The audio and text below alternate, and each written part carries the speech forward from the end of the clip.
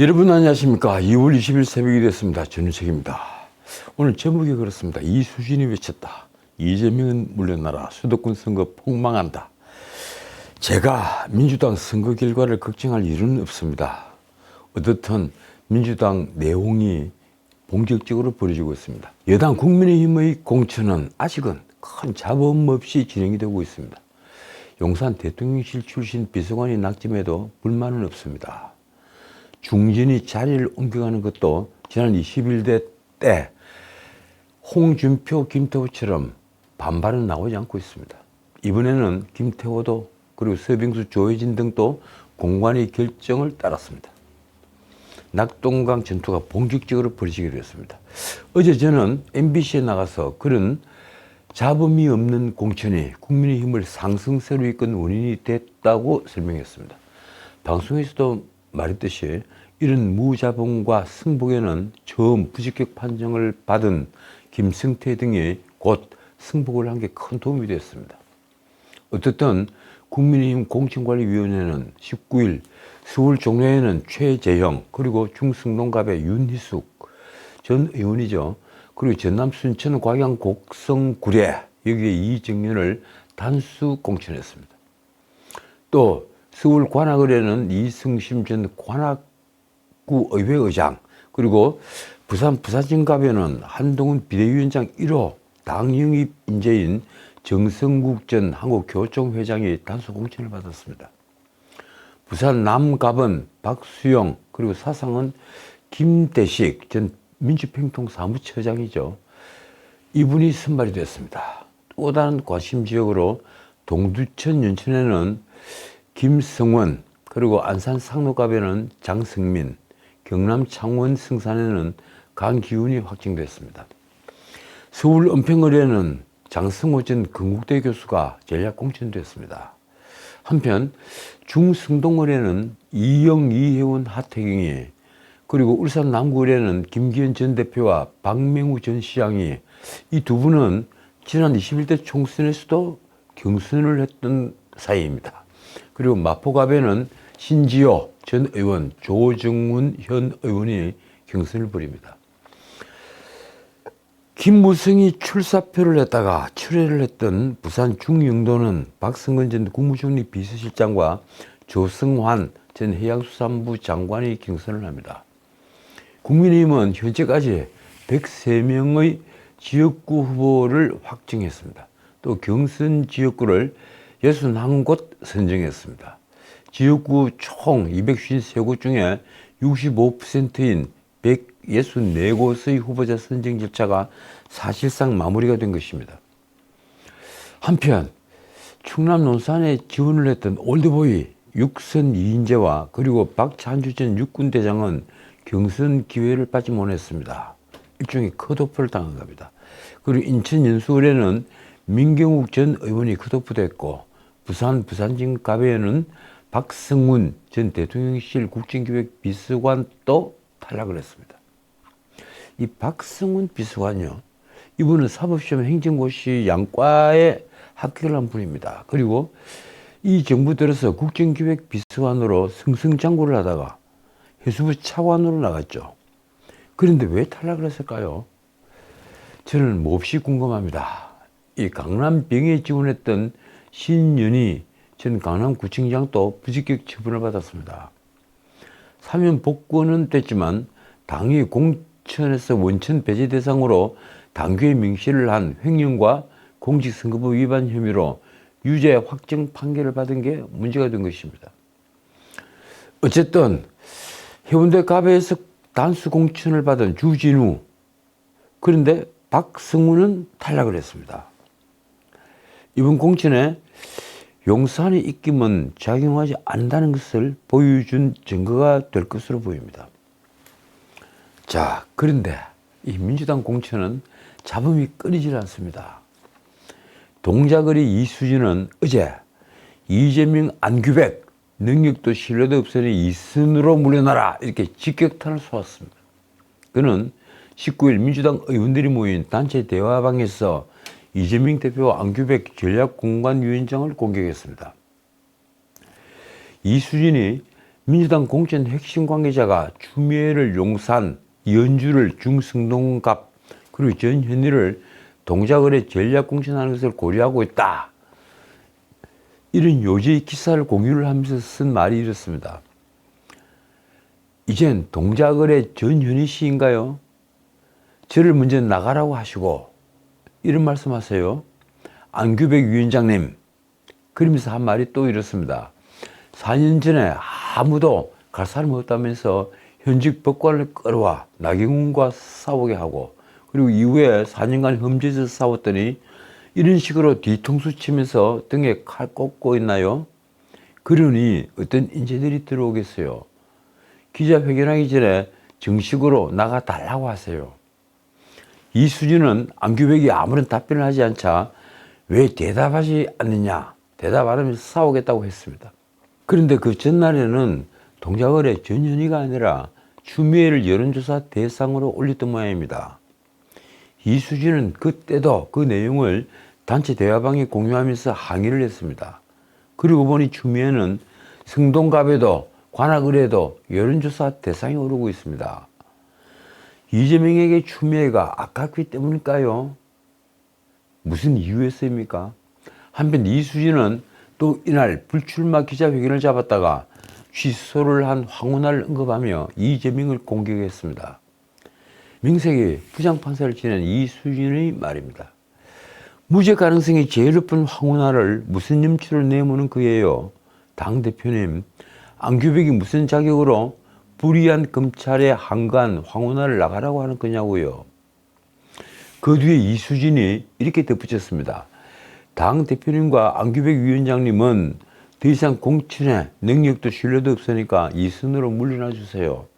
수도권 총선 폭망합니다. 이수진은 당 최고위원들에게도 한마디 했습니다. 최고위원님들은 자신들만 공천받으면 다입니까? 총선이 이렇게 위태로워지는데 왜 가만히 계시는 거예요? 그렇습니다. 이수진이 보기에도 이번 총선에서 민주당이 좋은 결과를 얻기는 틀린 것 같습니다. 솔직히 말씀드려요. 최근에 나온 거의 모든 여론조사가 국민의힘은 상향세를 유지하고 민주당은 하향세를 보이고 있습니다. 이미 큰 흐름이 그렇게 잡히고 있는 겁니다. 그 가장 큰 원인은 무엇일까요? 이재명이 자신의 사법 리스크에도 불구하고 당 대표직에서 내려오지 않으면서 공천권을 장악하고 있는 것입니다. 그렇기 때문에 어떻게 됩니까? 결국 모든 공천의 잣대는 이재명이 되고 말았습니다. 그러니 공천 탈락자들에게서 어찌 불만이 쏟아지지 않겠습니까? 단체 대화방에도 이수진의 발언에 대한 답변은 없었습니다. 어떻든 민주당 공천의 잡음은 사실 이재명이 만든 것입니다. 이번 총선 공천을 두고 밀실 비선 논란이 확산되고 있는 것입니다. 특히 지난 방송에서 제가 말씀드렸던 13일 밤의 의원회관 회의가 그렇습니다. 자, 하위 20% 컷오프. 이것도 민주당 얘기입니다. 그 후유증이 시작됐습니다. 그런데 첫 인물이 민주당 4선 중진인 데다가 현재 국회 부의장인 김영주 의원입니다. 그는 19일 민주당 탈당을 선언했습니다. 김영주는 이날 국회에서 기자회견을 열어 탈당 이유를 이렇게 밝혔습니다.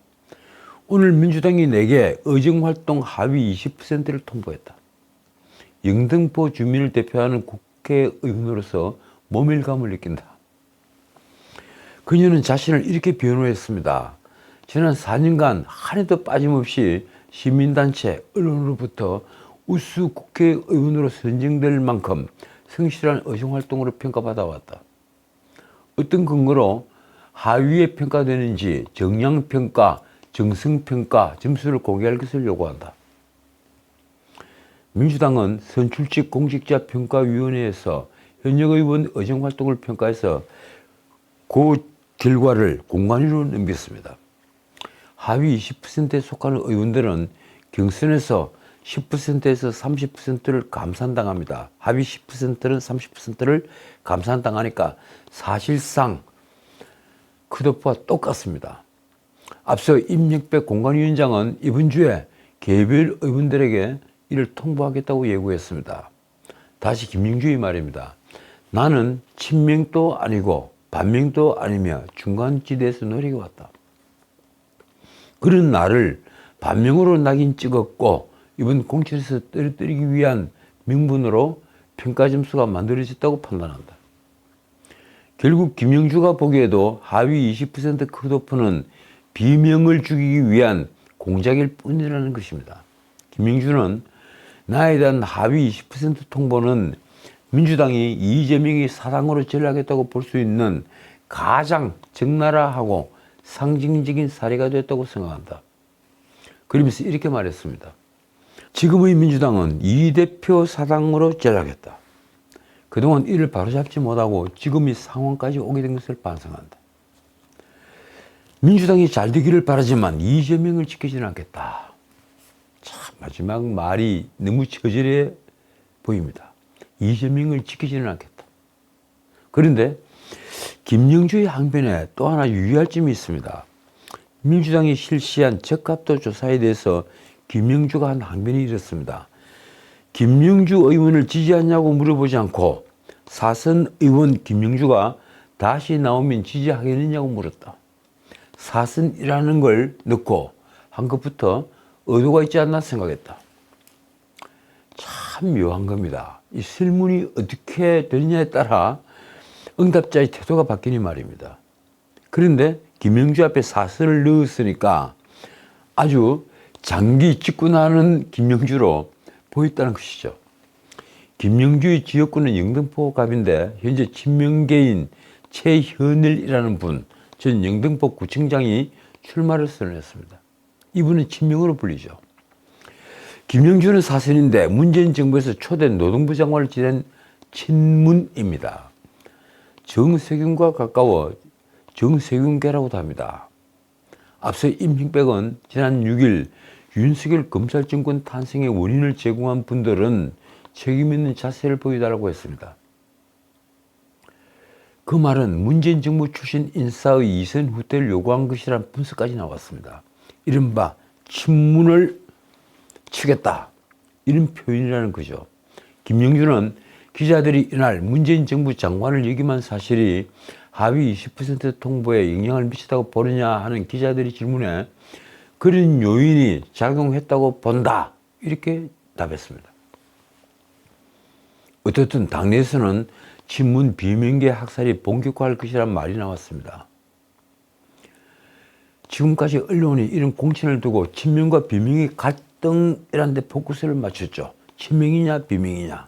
그런데 사실 정확히 말하면 친명이냐 비명이냐가 아니라 친명이냐 친문이냐 하는 갈등입니다. 임hin백이 하위 20% 통보에 착수한 사실이 알려진 후에 당내 비명계 의원들이 다수 포함된 명단이 이른바 찌라시 형태로 돌았습니다. 한 비명계 중진은 대놓고 반발했습니다. 김영주 부의장은 의정 활동을 성실하게 잘 했는데도 하위 명단에 포함된 게 석연치 않다. 언론은 또 다른 비명계 의원의 말도 그대로 옮겼습니다. 이재명이 비명계를 쳐내고 자기 사람 심으려고 시스템 공천이라는 좋은 장치를 다 무시하고 있다. 비명계 홍영표는 어제 오후 페이스북에 이재명을 겨냥한 글을 썼습니다. 누가 민주당인가? 누가 민주당을 지켜왔나? 원칙대로 공천과 경선이 진행돼야 한다. 글쎄요, 누가 민주당을 지켜왔나? 이러면 사실 이재명은 그렇게 큰 소리를 칠 입장이 못 됩니다. 민주당에는 정통파, 그리고 동교동계, 그리고 또 운동군 출신들, 이런 인맥들이 줄줄이 있으니까 말입니다. 이재명 그 어디에도 속하지 않습니다. 그러자 권칠성 수석대변인은 고위전략회의 직후에 기자들에게 이렇게 말했습니다. 선출직 공직평가는 철저히 비공개로 독립적으로 진행됐다.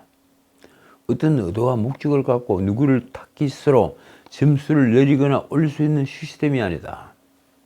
그렇습니까? 그럼 왜 김영주 앞에 굳이 사선 김영주라고 그렇게 수식어를 붙였죠? 그런데 당대표 정무조정 부실장인 김지호가 페이스북에 쓴 글이 또 논란을 일으켰습니다.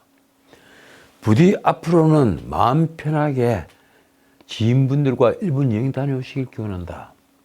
이게 무슨 말일까요?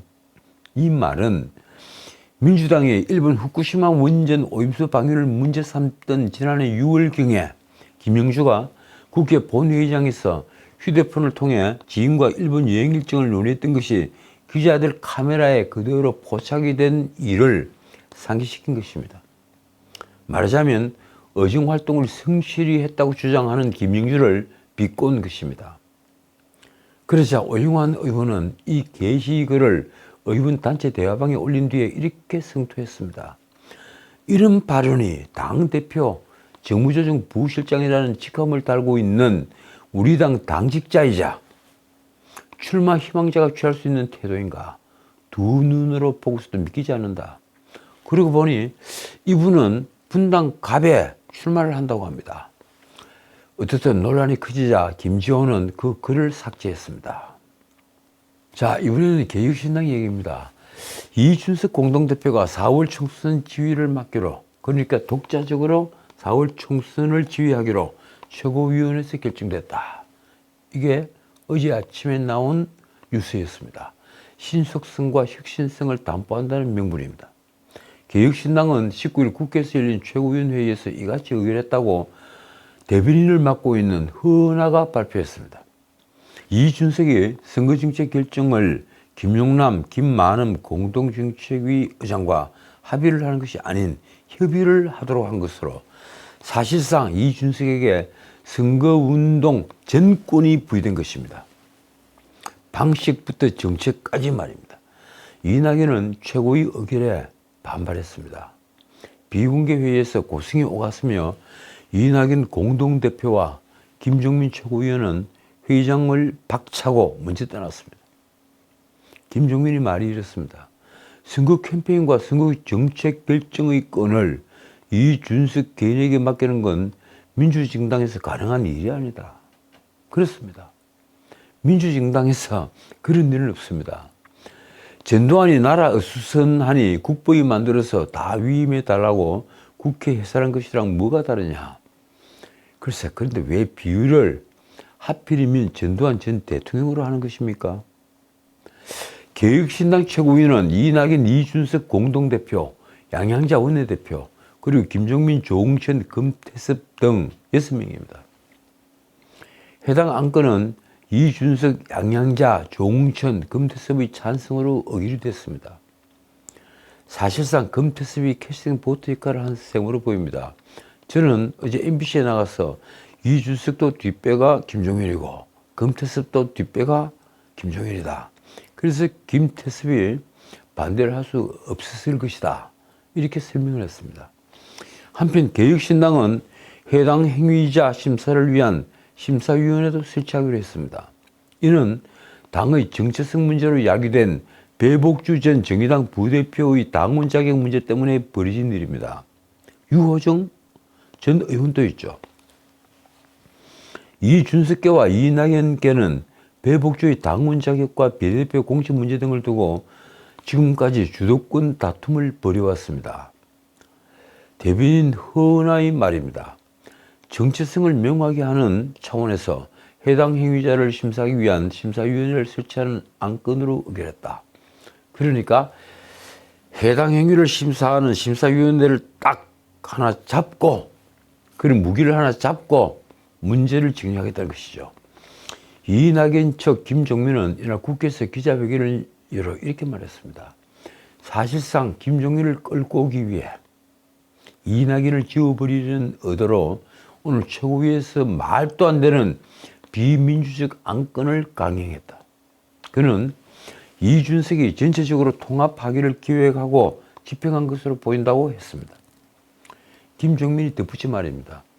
정당의 선거 관련된 모든 일체를 정권 위임한다는 것이 정상적인가? 이것을 계속 주장한다는 건 통합을 유지할 생각이 없었다고 본다. 김종민은 이준석이 통합을 파기하려는 이유에 대해 지지층이 흔들리는 것을 보고 위기의식을 느껴 통합을 파기한 것으로 본다고 했습니다. 김종민은 또 지난 15일 받은 정당 국고 보조금에 대해서도 짚었습니다. 당연히 국민들이 보기에 부당한 자금 집행이 될 것이라 본다. 대국민 사기다. 국고 환수가 돼야 한다. 말하자면 이낙연 그리고 김종민 자신들이 탈당을 하면 국회의원 5명이 되지 않으니까 그렇게 받은 6억이 넘는 돈을 국고에 반납을 하라는 얘기입니다. 그런데 한번 지급된 국고 보조금을 무슨 방법으로 환수할 수 있습니까? 이낙연 측은 오늘 그러니까 20일 오전 10시 개혁신당과 관련한 중대 입장을 발표한다고 밝혔습니다. 지난 9일 합당에 합의한 지 열흘 만에 사실상 분당 국면을 맞게 된 것으로 보입니다. 이에 대해 이준석이 아주 재빠르게 반응했습니다. 이준석이 페이스북에 쓴 글이 이렇습니다. 새로운 미래측에서 오늘 최고위 표결에 불응하기 위한 비난성 발언을 하는 것에 대응하지 않겠다. 민망하다. 그 뒤에 덧붙인 말에 깜짝 놀랐습니다. 또한 탈당하는 의원이 생겨 의석수가 5석 미만이 될 경우에 개혁신당은 기지급된 국고 보조금 전액을 반납할 것이다. 정말 반납할까요? 지켜보겠습니다. 어쨌든 제가 보기에는 이런 개혁신당의 분란은 이미 예정되어 있었습니다. 이념으로 뭉쳐야 할 정당이 오로지 입신양명의 목적으로 뭉쳤으니 이런 정당에서는 돈과 공천만 문제될 뿐입니다. 그러니 어제도 말씀드렸지만 결국 정체성이 없는 정당, 더 근본적으로는 철학이 빈곤한 이들이 모여 만든 정당이 무슨 개혁을 하겠습니까? 자, 오늘은 여기까지입니다. 넥타이 색깔도 따로따로. 19일 오전 국회에서 열린 최고위원 회의에 참석한 이낙연, 이준석을 두고 하는 말입니다. 이준석은 당의 색깔인 오렌지색 넥타이를 착용한 반면에 이낙연은 새로운 미래측의 당 색깔인 남색에다가 개혁신당 오렌지색이 사선으로 섞인 스트라이프 넥타이를 메고 나왔습니다. 그런데 개혁신당은 왜 오렌지 색깔을 당색으로 했을까요? 저는 그것이 무척 궁금합니다. 또 하나, 이낙연이 만약 개혁신당에서 뛰쳐나오면 개혁신당은 그나마의 지역적 기반도 잃게 됩니다. TK는 이미 이준석에게서 돌아선 지 오래입니다. 과연 이준석의 정치는 이렇게 마감되는 것입니까? 개혁과 미래를 외치는 정치인들을 순장시키면서 말입니다. 지금까지 전식이었습니다.